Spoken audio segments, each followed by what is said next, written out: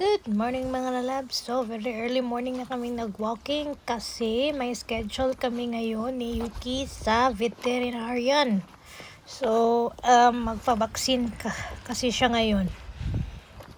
So, ito kasi mga aso dito guys, dapat talagang may mga vaccine sila para silang may passport sila ba. Ilagay doon yung mga vaccine, kung ano yung in-inject nila. So, kaya walking lang kami.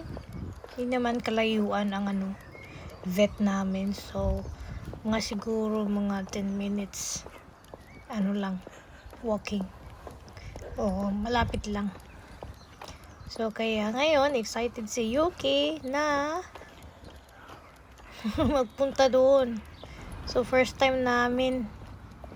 Yan, malapit na kami mga lalabs. Hopefully okay lang si Yuki.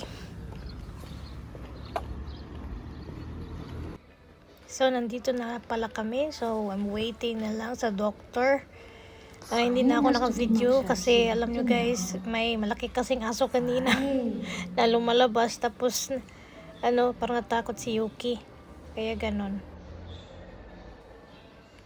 So, kami lang dito sa waiting room or waiting area nila. Behave naman si Yuki while waiting.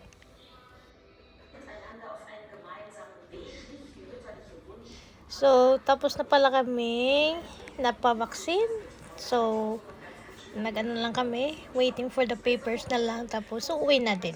Yuki, going home na So, siya. guys, pauwi na din kami. Ayan, lakad na naman. So, see you soon mga lalabs. Bye, everyone.